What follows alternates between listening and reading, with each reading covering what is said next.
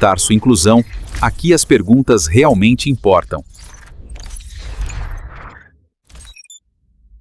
Hoje, a gente vai mergulhar na vida secreta do nosso cérebro. Sabe por quê? Porque um estudo simplesmente revolucionário acabou de criar o primeiro mapa completo de como ele se transforma desde a gestação até os 100 anos de idade. E isso levanta uma pergunta fundamental. Quando é que nosso cérebro realmente amadurece?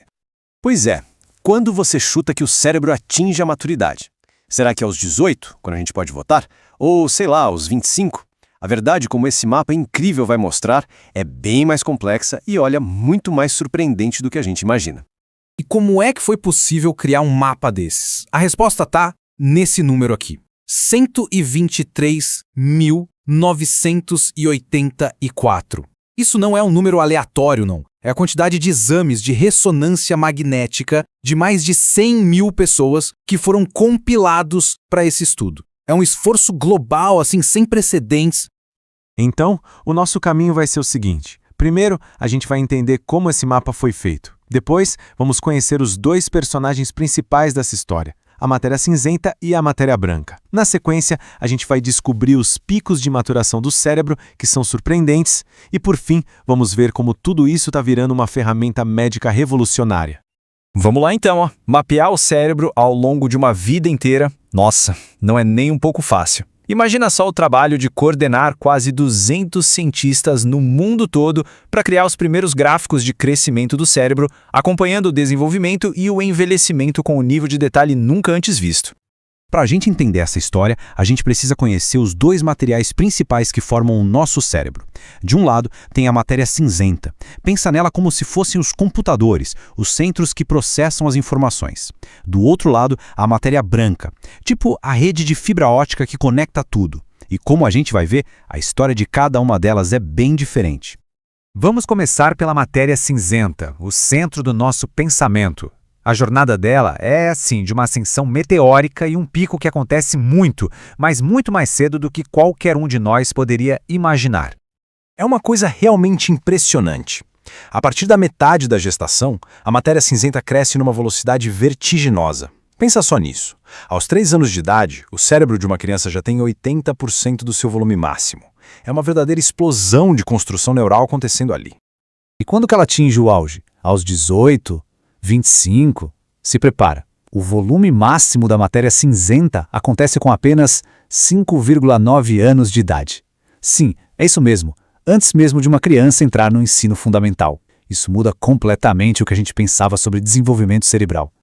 Então, para resumir a história dela, a matéria cinzenta explode em crescimento, atinge o seu pico antes dos 6 anos e depois começa um declínio longo e lento. Mas calma, não se assuste. Esse declínio, na verdade, é um processo de otimização, tipo uma poda das conexões menos usadas que torna o cérebro mais rápido e eficiente.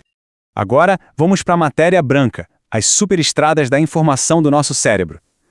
Se a matéria cinzenta foi uma corrida de 100 metros rasos, a matéria branca é uma maratona. O caminho dela é mais lento, mais metódico, focado em construir uma infraestrutura de comunicação que vai durar a vida inteira. E aqui o contraste é simplesmente incrível. Lembra? A matéria cinzenta atingiu o pico perto dos 6 anos. Já a matéria branca, os cabos de comunicação, ela continua se desenvolvendo e só vai atingir o seu volume máximo aos 29 anos. São mais de 20 anos de diferença. É muita coisa. A jornada da matéria branca é uma de construção paciente, sabe?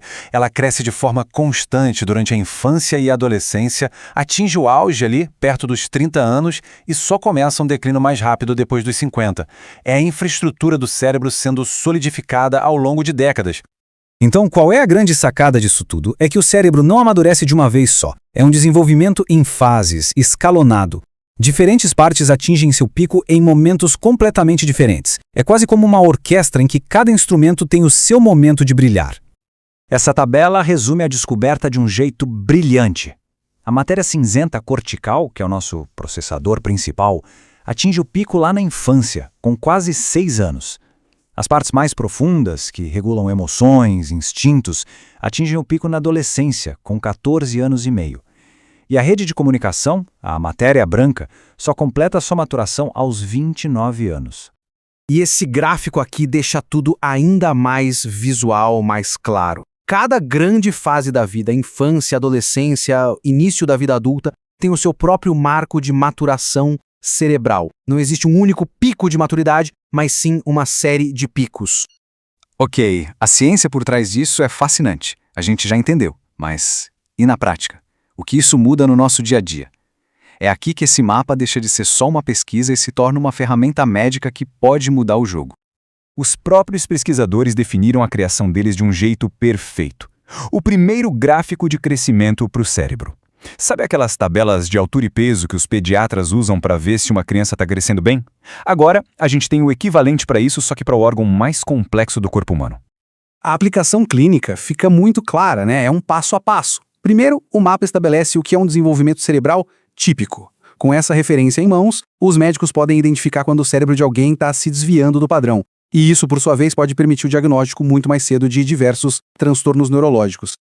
E o potencial disso aqui é gigantesco. A gente está falando de identificar problemas de neurodesenvolvimento em crianças anos antes do que a gente faz hoje.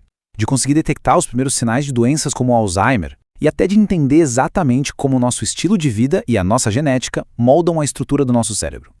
Mas olha, é fundamental entender uma coisa. Este mapa não é o ponto de chegada. Pelo contrário, ele é o ponto de partida. É a fundação sobre a qual uma nova era da neurociência vai ser construída. Ele está abrindo uma fronteira de descobertas que a gente mal começou a explorar. E tudo isso nos deixa com uma pergunta final, que talvez seja a mais importante de todas. Agora que a gente tem o mapa, como é que podemos usá-lo para otimizar a jornada única de cada cérebro? Como podemos ajudar cada pessoa a atingir seu potencial máximo? Essa é a grande questão para o futuro. Obrigado por embarcar nessa exploração com a gente. Tarso Inclusão, aqui as perguntas realmente importam.